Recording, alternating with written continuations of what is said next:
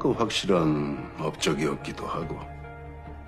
돼서 어떻게 단물을 뽑아 먹을지 세워놨던 계획. 그럼요. 이렇게 끝나서는 안 되지. 이제 지수나 어떡할까지. 당신 아들 한승조는 이제 없어. 나도 모르는 내 부모를.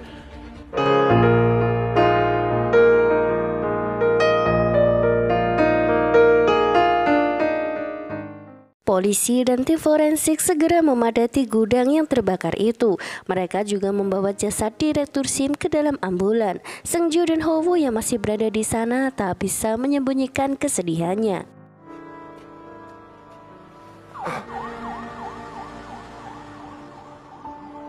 Orang-orang terlihat mendatangi rumah duka di mana jasad Direktur SIM disemayamkan. Putra Direktur SIM juga terlihat di sana menyambut para tamu yang datang. Tanpa diduga, Seo-han datang bersama orang-orang yang karyawan Tae-il sendiri tak mengenal mereka. Ia memberikan penghormatan pada Direktur SIM seolah tak memiliki penyesalan sama sekali.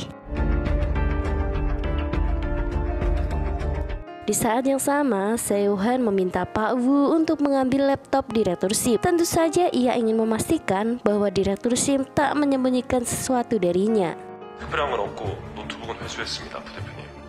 Beberapa hari kemudian, Jisoo tampak mengkhawatirkan perusahaan-perusahaan daring milik Heike yang mengalami kerugian. Namun sekretarisnya meminta Jisoo tak perlu khawatir karena Tae-il akan mengurusnya. Jisoo merasakan keanehan dalam hal itu. Seo-han terlihat berbicara dengan Seo Bang Ji-san dan merayunya untuk membeli perusahaan daring milik Heike. Ya, itu adalah perusahaan daring yang dimaksud Jisoo. Seo Bang Ji-san langsung menolak karena ia merasa Bang Ji-san tak membutuhkan perusahaan daring. Namun, Seo-han terus membujuk Seo Jin untuk membeli perusahaan untuk Seo Jin sendiri, bukan untuk Bang Ji-san. 이제 저희 대일 회계법인이 실망시켜드린 적이. Di sebuah kafe, Yona bertemu dengan Howo dan menjelaskan alasan Yona menyembunyikan identitasnya sebagai putri Bang Ji-san. Ia melakukan itu karena takut jika Howo tahu maka Howo akan menjauhinya. Howo terlihat tersenyum lalu berjanji pada Yona tak akan meninggalkannya hanya karena Yona putri pemilik Bang Ji-san. 안 멀어질게요. Di kantor, Seo-han akan memberikan kompensasi yang layak atas kecelakaan kerja yang dialami Pak Yang. Pak Yang berterima kasih dan meminta agar ia tetap bekerja di Tae-il. Malam sebelumnya, Pak Yang bersikeras melaporkan kasus kebakaran itu pada polisi. Tapi Seungjo dan Howo melarangnya karena tak akan berguna. Mereka membutuhkan cara lain untuk menghancurkan Seo-han. 출근하셔야죠. Lee Seung-ju terlihat meremehkan Howo saat tahu latar belakang Howo bukan orang penting. Tapi ia terlihat memiliki niat jahat saat tahu bahwa Howo dibesarkan oleh Pak Jang dari Habit. 갑자기 재밌어지는데. Pak Choi dari tim audit terlihat mendekati Bu Song dan menawarkan pinjaman dengan bunga 2% dengan jaminan saham. Karena merasa saham saat itu sedang menurun, Bu Song dengan senang hati menandatangani kontrak pinjaman tersebut.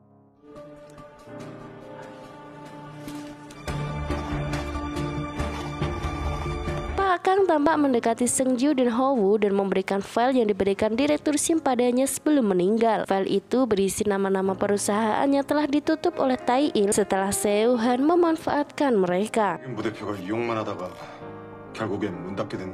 Di sisi lain, Jisoo juga memberikan file yang diberikan Direktur SIM padanya sebelum Direktur SIM meninggal. Direktur SIM memberikan padanya nama orang-orang yang disuap Seo-han. Jisoo merasa heran karena melihat nama seorang ahli forensik. Ia kemudian menyuruh seseorang untuk menyelidikinya. Bu Song terlihat dipanggil kejaksaan karena di bar bersama gadis-gadis di bawah umur. Ayahnya yang mengetahuinya langsung marah karena Bu Song lagi-lagi membuat ulah. Seo Sang-as makin pusing saat tahu bahwa Bu Song telah membuat semua saham miliknya menjadi jaminan. Sialnya, harga saham saat itu sedang menurun membuat saham Bu Song dilikuidasi.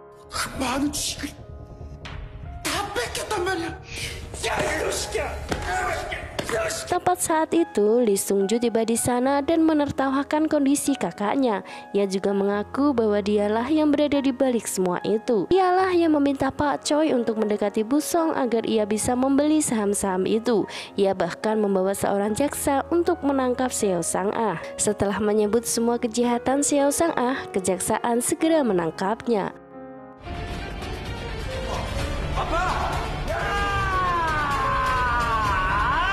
Ho-woo dikejutkan dengan paket atas nama Pak Jang yang dikirim padanya. Ia segera pergi ke kantor ekspedisi dan meminta informasi pengirim paket itu. Ia bahkan meminta bantuan Yojin yang merupakan petugas polisi untuk melihat rekaman CCTV. Ternyata paket itu dikirim oleh Direktur SIM. 받는 사람은 장홍은. Direktur SIM mengirim sebuah kunci loker yang membuat Ho-woo kebingungan.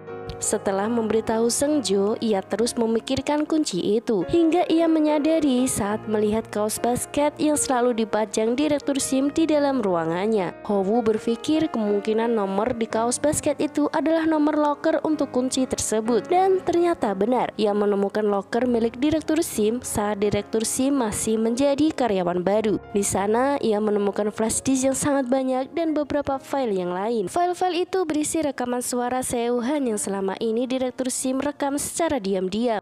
구급자가 규정 속도 지키는 거 봤나? 볼 생각 없나?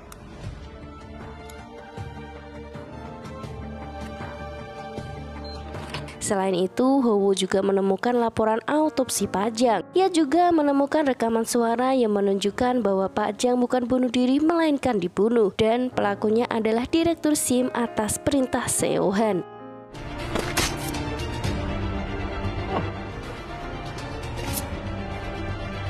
Semua itu dibuktikan dengan laporan hasil autopsi yang menunjukkan adanya bekas luka tikaman di perut Pak Jang.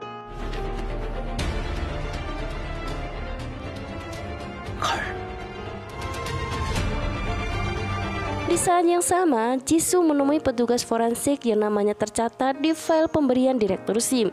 Jisoo kini tahu bahwa petugas itu juga memalsukan hasil autopsi Pak Jang yang disebarkan media. 자살이 아니고 타살인데.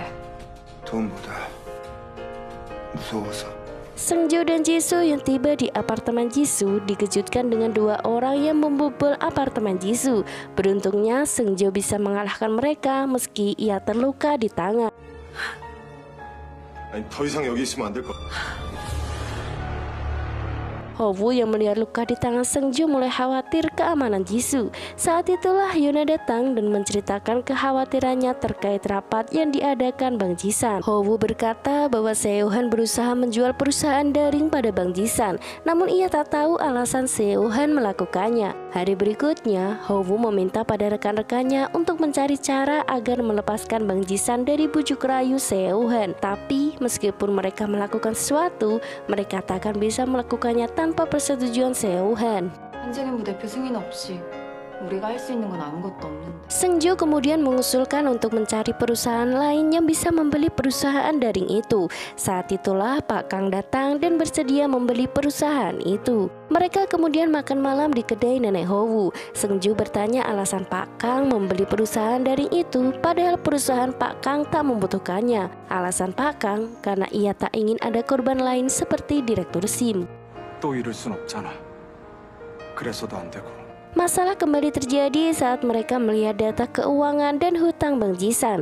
Jika Bang Ji-san membeli perusahaan daring itu, maka utang Bang Ji-san akan menumpuk karena Bang Ji-san terus-menerus memberikan tunggakan bunga pada pemilik hutang. Mereka akhirnya tahu tujuan Seo-han melakukannya agar Bang Ji-san berada dalam masalah. Saat itulah Bu An dan Pak Kang datang. Pak Kang kemudian berkata bahwa Bang Ji-san beresiko mengalami rasio BIS. Fenomena itu akan membuat banyak bank lain mendapat masalah. Karena itulah Seo-han menemui Komisi Layanan Keuangan agar bisa melancarkan niatnya.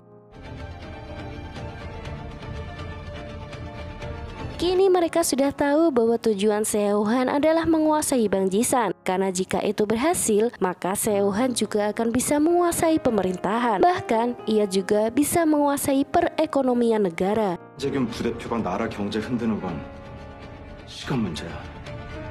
Yona berusaha memperingatkan ayahnya melalui telepon, tapi ia terlambat karena ayahnya saat itu sedang bersama Seo-han. Meski kini ayahnya tahu tujuan Seo-han, sepertinya ia tak punya pilihan lagi. 이거 죄송합니다. Semua itu membuat Seung-jo segera menemui ayahnya. Ia penasaran apakah posisi yang diinginkan ayahnya begitu penting sampai ayahnya rela mengorbankan nyawa orang lain. Ia juga bertanya berapa banyak lagi perusahaan yang harus ayahnya manfaatkan. Seo-han tertawa dan meminta Seung-jo membawakan bukti jika pemikiran Seung-jo itu benar. Jika ia berhasil mendapatkan posisi itu, maka ia akan mewariskannya pada Seung-jo. Seung-jo sama sekali tak tertarik dengan jabatan. Ia malah menginginkan kehidupan keluarga yang normal seperti orang lain. Ia bahkan memutuskan hubungannya dengan ayahnya saat itu juga. 살인자의 아들로 더는 살 수 없으니까. 평생을 최악으로 살아왔어. 당신 아들 한승조는 이제 없어. Yona terlihat menelpon Seung-jo karena khawatir ayahnya telah membeli perusahaan daring itu. Seung-jo meminta Yona untuk tenang dan meminta menghubungi Ho-woo. Sementara itu, Ho-woo ternyata sedang bersama Lee Seung-ju. Ho-woo sama sekali tak tertarik saat Lee Seung-ju tahu tentang latar belakangnya. Tapi ia sangat terkejut saat Lee Seung-ju mengatakan bahwa Seo-han yang membunuh kedua orang tua kandungnya. 신부모도 한재균이 죽인 거라면 어디서 개수작이야? 나도 모르는 내 부모를 네가 무슨 수로 알아? I wish that